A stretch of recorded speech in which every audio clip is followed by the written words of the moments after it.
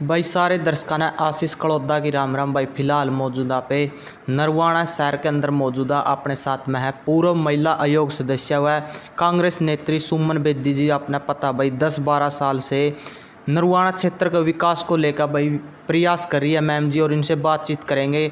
आपको पता है देखो कांग्रेस पार्टी है, हरियाणा की जनता कहना कि भाई वो एक फूट की तरफ जाती हुई नजर आ रही है। आपने इस चीज़ का पता है दीपेंद्र हुड्डा भी सीएम बनने का दावेदार है, और रणदीप सिंह सुरजेवाला के जो भी कार्यकर्ता उनका कहना भाई रणदीप सुरजेवाला को मुख्यमंत्री बनाना। बातचीत करेंगे कौन मुख्यमंत्री होगा यदि कांग्रेस सरकार हरियाणा में आती है। मैम सबसे पहले आपका हमारे चैनल पर स्वागत है। शिवा न्यूज़ हरियाणा के सभी दर्शकों को मेरा राम राम। हाँ जी मैम, देखो एक हरियाणा की जनता उसका कहना कि कांग्रेस पार्टी जो वो एक फूट की तरफ जाती हुई नज़र दिखाई दे रही है। देखिए मैं एक बार पहले भी ये चीज़ बता चुकी हूँ कि अपनी बात कहीं रखना, किसी प्लेटफॉर्म पे रखना या किसी मुद्दे को उठाना, सरकार की नीतियों के खिलाफ आवाज़ उठाना या मीडिया में अपनी बात रखना विपक्ष का काम होता है, और विपक्ष के नेता ये जिम्मेदारी निभाते हैं। विपक्ष पर यानी कि हमारी कांग्रेस पार्टी के नेताओं पर जो बार बार भाजपा की सरकार के नेता ये आरोप लगाते हैं कि कांग्रेस में फूट है, वो उनकी सोच ये है कि इस तरह से जनता को बरगला के या इस तरह का भय दिखा के वो जनता को अपने हक में कर सकते हैं, लेकिन सच ये नहीं है। सच्चाई ये है कि जितनी स्वतंत्रता और लोकतंत्र कांग्रेस पार्टी में है, भाजपा में उसका नाम निशान नहीं है। भाजपा में इस तरह की चीज़ें चलती हैं, फूट होती है, लेकिन वो शो भी नहीं करते, दिखाते भी नहीं।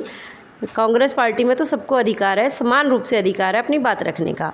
और रही बात चुनाव तक, जो देखिए हर व्यक्ति और जिसका जिस नेता से लगाव होता है वो चाहता है कि उनका नेता आगे बढ़े, लेकिन जनता जिसे चाहेगी वही आगे आएगा और हरियाणा की कमान वही संभालेगा।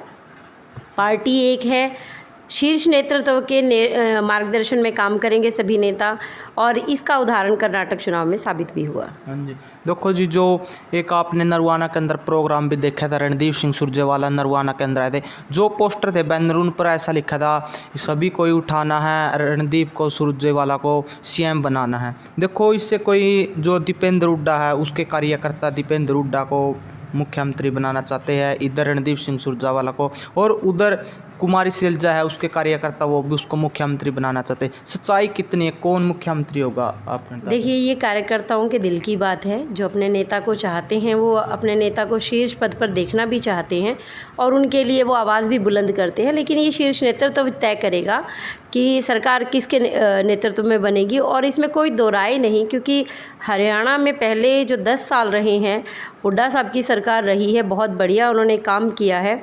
और पूरे हरियाणा की जनता, जो आम जनता की अगर हम बात करते हैं तो दिल से उन्हें चाहते हैं, पुनः उनके नेतृत्व में हरियाणा में सरकार बनते हुए देखना चाहते हैं, उन्हें प्रदेश का मुखिया देखना चाहते हैं, और जो जनता चाहेगी वही होगा। कार्यकर्ताओं के अपने मन की बात है, वो उजागर होगी, वो स्वाभाविक भी है।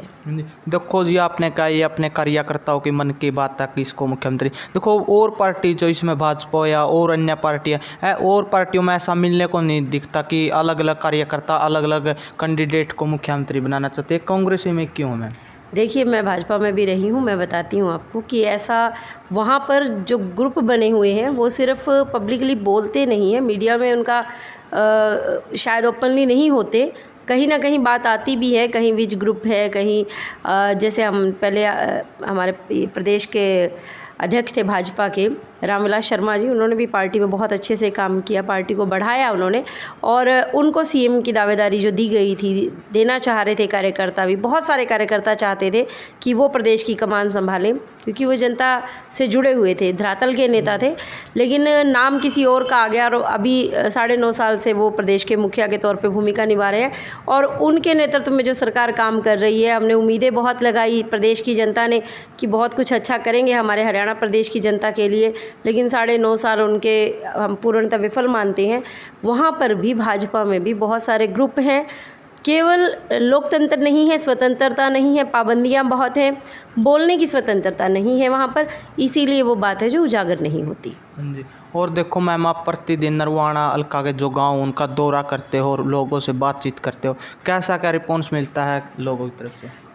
देखिए, ये मेरा परिवार है और मैं कभी परिवार से दूर नहीं हुई, मेरे परिवार के लोग भी जानते हैं और इस चीज़ को मानते भी हैं कि ये बेटी हमारे बीच में रही है। चाहे महिला आयोग की सदस्य रही तब भी उस नाते भी मैंने अपनी जो ज़िम्मेदारी बनती थी, चाहे वो प्रदेश के लिए थी या अपने हलके के लिए भी जो ज़िम्मेदारी थी, इनके बीच में रहकर मैंने सेवा की है। और ये मेरे नरवाना के लोग भी जानते हैं कि अगर इसे हम बेटी को मौका देंगे तो ये निश्चित तौर से अगले पिछले सारे भ्रम निकाल देगी और एक विश्वास के साथ मुझे आश्वासन भी देते हैं कि आप पर हम विश्वास करते हैं। आपके पास जब भी कोई आया आपने कभी मना नहीं किया, आपने पार्टी को भी तवज्जो नहीं दी, आपने हल्के के लोगों की बात सुनी है और उनके लिए काम करने का दिल से प्रयास किया। और मैं आगे भी इस तरह का विश्वास दिलाती हूँ अपने नरवाना के लोगों को कि मुझे अगर मौका मिलता है तो जी जान से सेवा करूँगी अपने परिवार की। और इस बात का विश्वास नरवाना के लोग भी करते हैं क्योंकि लंबा संघर्ष रहा है मेरा।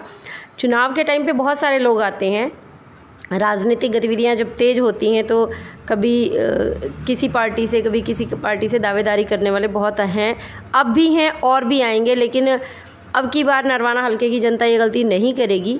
उन्हें पता है कि कौन हमारे बीच में रहने वाला है, कौन हमारा सुख दुख समझने वाला है। इस बार जनता, नरवाना की जो जनता है, निर्णायक फैसला ही लेगी। हाँ जी। और देखो जी, यदि आपको कांग्रेस सरकार टिकट देती है और नरवाना की जनता आपको आशीर्वाद देती है, क्या नरवाना हल्का के लिए कोई अलग पहचान दिलवा पाओगे? सपना जो संजोए बैठी हूँ इतने वर्षों से, अगर मौका मिलेगा तो निश्चित तौर से उस सपने को पूरा करूँगी। नरवाना की जो बदहाली है आप लोगों से छुपी नहीं है, हम 15 साल से देख रहे हैं, इससे ज़्यादा समय हो गया।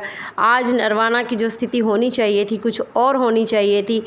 नरवाना का भूगोल बदला हुआ होना चाहिए था, यहाँ विकास कार्य होने चाहिए थे, इंडस्ट्रीज़, एम्स, बहुत सारी ऐसी चीज़ें हैं जो यहाँ होती तो युवाओं को रोज़गार भी मिलता। हमारे बच्चे बाहर का रुख कर रहे हैं, वो नहीं करते। बेरोज़गारी भी चरम सीमा पर है और जिस तरह की पॉलिसी सरकार ने बनाई है, बुज़ुर्गों को भी एक छोटे से काम के लिए, एक पेंशन के लिए या मेडिकल भी बनवाना है, किसी के डॉक्यूमेंट एज के प्रूफ नहीं है उनके पास, बहुत धक्के खाने पड़ते हैं। मैं अपने नरवाना के लोगों की, बड़े बुज़ुर्गों की इस तरह की सारी समस्याओं का समाधान करते हुए नरवाना को विकास की ओर लेके जाएंगे। मास्टर प्लान इस तरह के बनाए जाएंगे, अपनी ओर से भी हम प्रयास करेंगे। और ये भी सच है कि हुड्डा साहब ने जब भी काम किया है तो निश्चित तौर से सबके भले के लिए काम किया है, क्योंकि जिनमें चौधरी रणबीर सिंह के नाम से यूनिवर्सिटी बनाना कोई छोटी बात नहीं थी, वरना सब अपने अपने ज़िले में बनाते जिनके नाम से, जिनके पास पावर और जिनके नाम से बननी हो तो वो अपने इलाके में बनाते। लेकिन उन्होंने जींद में बनाने का जो काम किया तो उनके विकास पुरुष होने को तो दर्शाता ही है और उनके नेतृत्व में सरकार बनेगी। और अगर सुमन बेदी को यहाँ से मौका मिलता है तो निश्चित तौर से इस तरह के काम बहुतायत में होंगे। हाँ जी। और आखिरी में हमारे दर्शकों को क्या कहना चाहोगे? देखिए, मैं अपने परिवार के लोगों से, आपके दर्शकों से सिर्फ ये अपील करना चाहूँगी कि इस बार हम निर्णायक फ़ैसला लें। जिस तरह की बातें हमारे बीच में आ रही हैं हम सुन भी रहे हैं, आप लोगों का आशीर्वाद और विश्वास मुझ पर बढ़ रहा है, उसके लिए मैं आप लोगों का धन्यवाद भी करती हूँ। और जो और मुझे सुन रहे हैं आपके चैनल के माध्यम से, उनसे भी अपील करती हूँ कि अपने पराये को, सुख दुख के साथी को पहचान लें और इस बार के चुनाव में कोई गलती ना करें। धन्यवाद। देख सकते हो हमारे साथ में सुमन बेदी जी थी, जो 10-12 सालों से नरवाना का प्रयास के लिए प्रयास कर रही है, विकास के लिए। और वीडियो को शेयर जरूर करें। मैम जी के आपको कैसे विचार लगे कमेंट में अपनी राय जरूर रखें। और इसी को वीडियो को समाप्त करते हैं। जय जवान जय किसान।